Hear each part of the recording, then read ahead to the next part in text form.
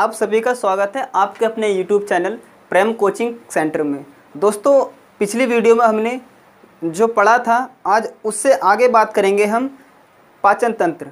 पाचन तंत्र क्या होता है और ये हमारे शरीर में किन किन अंगों में होता है और उन अंगों के क्या क्या कार्य होते हैं उसके बारे में हम बात करेंगे आज।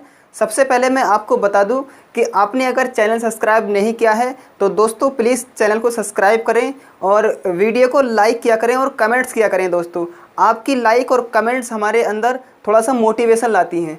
ठीक है, तो आज हम बात करते हैं आगे कि पाचन तंत्र यानी डाइजेस्टिव सिस्टम दोस्तों किसे बोला जाता है? सिस्टम बोलते हैं तंत्र। सिस्टम यानी तंत्र। एक जो जितने भी अंग होते हैं उन अंगों का एक तंत्र बन जाता है जिसको क्या बोलते हैं? सिस्टम बोला जाता है। जैसे मैं आपको एक एग्जाम्पल के तौर पर बताऊं कि कंप्यूटर होता है।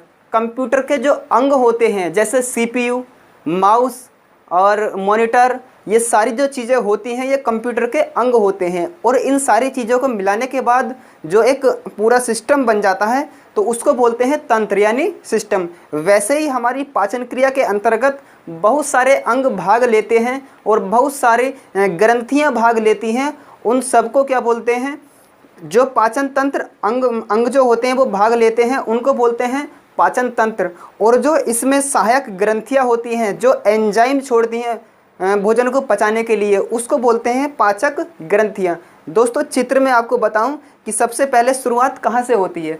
देखिए, हम बात करते हैं मुख गुहा, यहाँ पर जीभ और ये मुख गुहा में दोस्तों एक चैप्टर आता है दांत से संबंधित कि किस दांत का क्या कार्य होता है। वो वीडियो हम पिछले बना चुके हैं, वो आपको मिल जाएगी। आज हम सीधी बात करेंगे कि मुख गुहा दोस्तों किसे बोलते हैं? मुख गुहा जो हमारे मुंह के अंदर, गुहा मानी होता खुला हुआ भाग, जो हमारा मुंह का ये खुला हुआ भाग है इसको बोलते हैं दोस्तों मुख गुहा। ठीक है, आगे बात करते हैं ग्रसनी और ग्रास नली। ग्रसनी यानी ट्रेकिया और ग्रास नली क्या होती है? ग्रास नली जिसमें भोजन जाता है, जो हम खाते हैं वो हमारी ग्रास नली में जाता है। दोस्तों, इसमें कन्फ्यूजन है। कन्फ्यूजन क्या है कि ग्रास नली और ग्रसनी के अंदर जो हम एयर लेते हैं, जो हम ऑक्सीजन लेते हैं वो ग्रसनी के अंदर जाती है और वो फेफड़ों में जाती है। यानी यहाँ से क्या होता है, दो नलियाँ होती हैं, एक को बोलते हैं ग्रसनी और एक को बोलते हैं ग्रास नली। ठीक है दोस्तों, तो ग्रास नली के अंदर फूड यानी हमारा खाना जाता है और यहाँ पर क्या जाती है? एयर जाती है। दोस्तों, आगे बात करते हैं, यहाँ पर ये फेफड़े लग्स होते हैं, इससे नीचे होता है हमारा डायफ्राम की चर्चा हम दोस्तों श्वसन तंत्र के बारे जब पढ़ेंगे उसमें चर्चा करेंगे। डायफ्राम दोस्तों ये क्या होता है? यहाँ से यहाँ तक जो जाता है उसके बाद आता है आमाशय। ठीक है, ये जो रचना आ रही है आपको, ये रचना है, इसको बोलते हैं आमाशय। आमाशय के बाद दोस्तों भोजन कहाँ जाता है? भोजन जाता है छोटी आंत में। अब कुछ अंग यहाँ पर दिख रहे हैं, जैसे क्या है ये? यकृत। इसके अंदर यकृत एक रस छोड़ता है जिसकी चर्चा हम चैप्टर में करेंगे।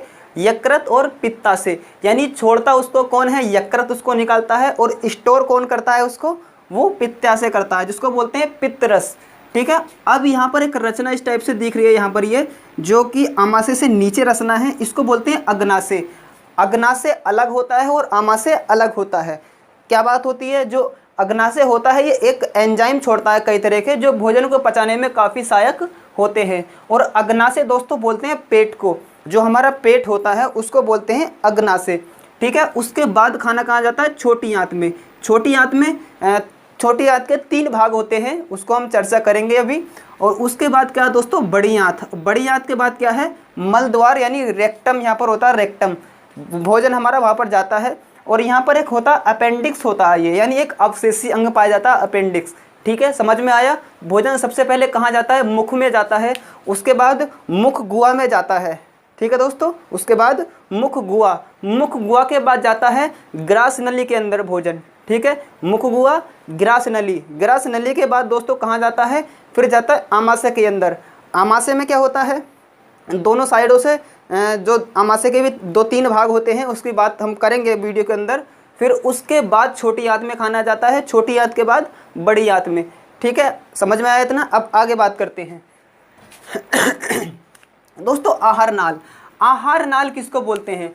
सबसे पहली बात, आहार नाल उस पाइप को बोला जाता है जिसके अंदर खाना शुरू से और लास्ट तक रहता है। उस सारे नाल को क्या बोलते हैं? आहार नाल बोलते हैं।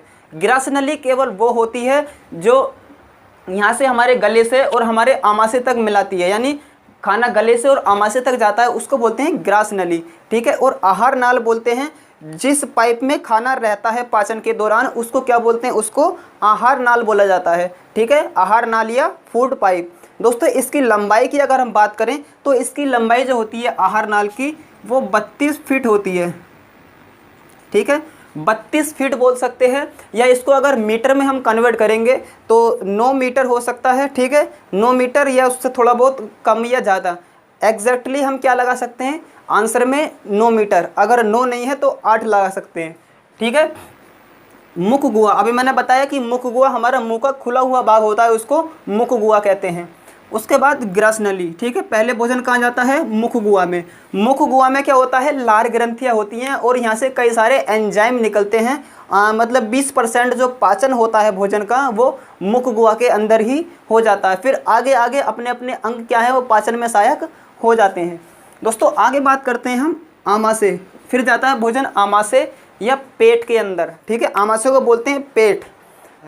दोस्तों आगे बात करें छोटी आंत। फिर खाना जाता है छोटी आंत के अंदर, छोटी आंत के बाद बड़ी आंत में।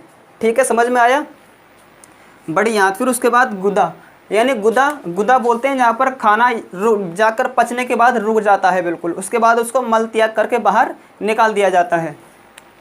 दोस्तों अगर हम बात करें कि खाना का पाचन क्या होता है, खाने को पाचन की कई सारी विधि होती हैं। खाने की जो पाचन की सबसे जो मेन चीज़ है कि खाना पचाना क्यों आवश्यक है।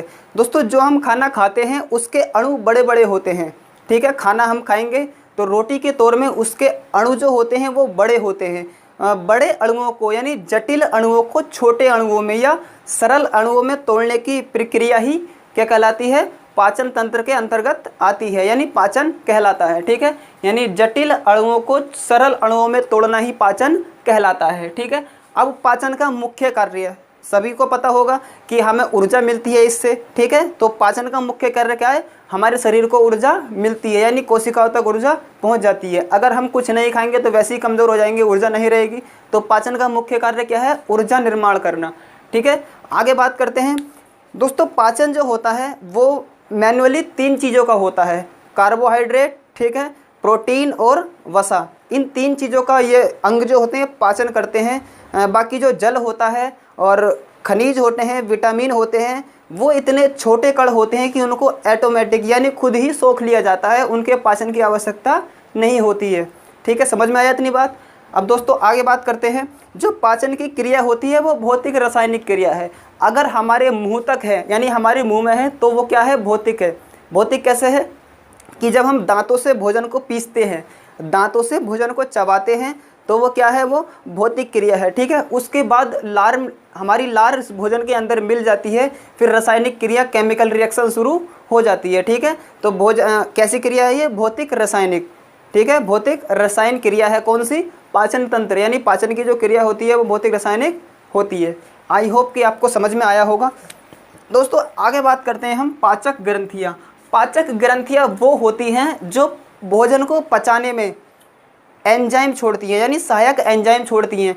जैसे कार्बोहाइड्रेट को तोड़ना है मंड में, उसके बाद मंड को किसी और चीज़ में, फिर प्रोटीन को तोड़ना है पेप्टोन में, पेप्टाइड में। ये सारी ग्रंथियाँ ही काम करती हैं। ग्रंथि अगर नहीं होंगी तो हमारा भोजन नहीं पचेगा।